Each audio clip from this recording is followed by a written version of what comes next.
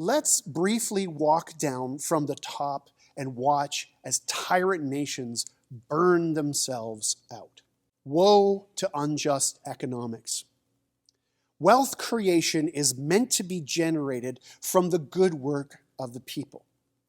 It resides in the goodness of the land, the goodness of community, the goodness of creativity and kindness, and all of it flowing from the goodness of God. But tyrant nations don't take time to build something useful, something beautiful, or something good. Instead, they take those things from others.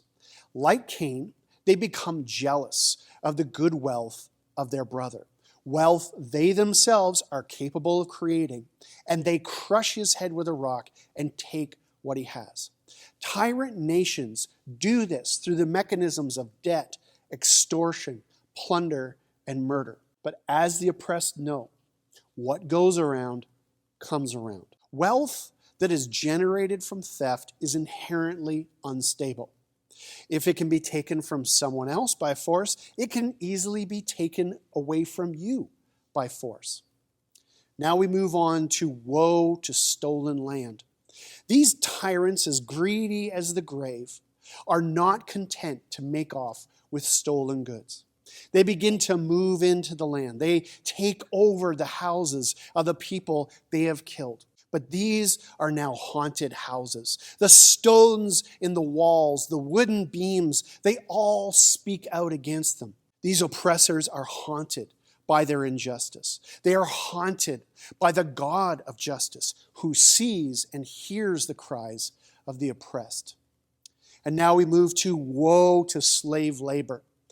The people the tyrant nations left behind, forced into slavery. The wealth of this new nation and city is built on bodies, and it is paved with blood.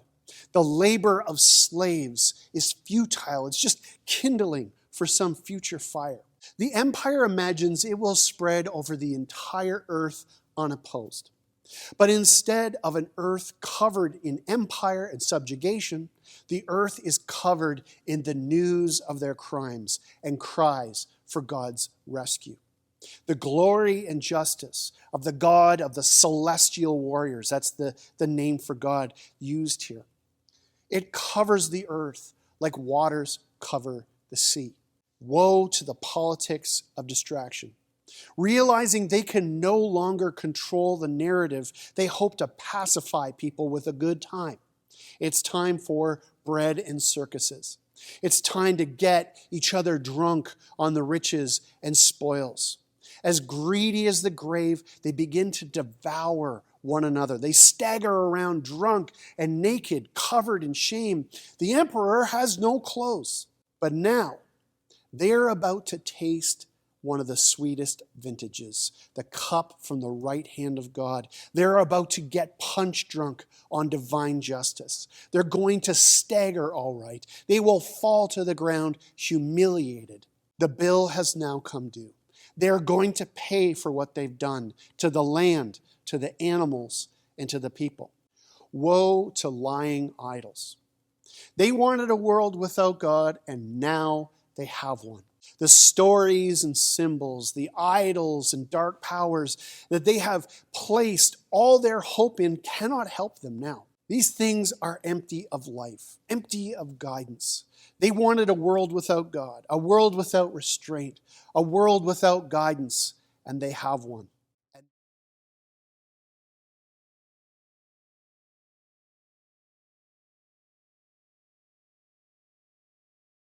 So, as we close here, please receive these 5 blessings from me. Blessed are the guided.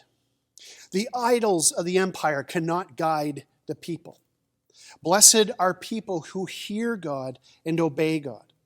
This is where the kingdom starts. It begins when we renounce the empire and we follow Jesus. Blessed are the sober-minded. The empire is all smoke and mirrors. Blessed are those who see through the distractions and cut through the noise of the empire. Blessed are those who renew their minds and sharpen their analysis. Blessed are those who are no longer suckers for distractions. Blessed are those who see through the lies and hear clearly the truth of God. Blessed are the liberators and community builders. The empire builds its cities through slavery and bloodshed. Blessed are those who create communities of liberation and freedom. Blessed are those who repair broken walls. Blessed are those who build wholesome and just communities. Blessed are those who work to restore the land, the animals, and the people. Blessed are the home builders. The empire lives in haunted houses. Blessed are those who construct homes, not to isolate from harm, but homes that provide shelter and safe harbor for the fatherless and the motherless. The walls of their homes ring with laughter and with love and with community. Blessed are the wealth creators. The empire doesn't generate true wealth. They take what does not belong to them. Blessed are those who put their hands together with their neighbors and build something useful, something beautiful, and something good. This is a good world, and there is such a thing as enough. Friends, this is the kingdom of God at work in the middle of this fallen world.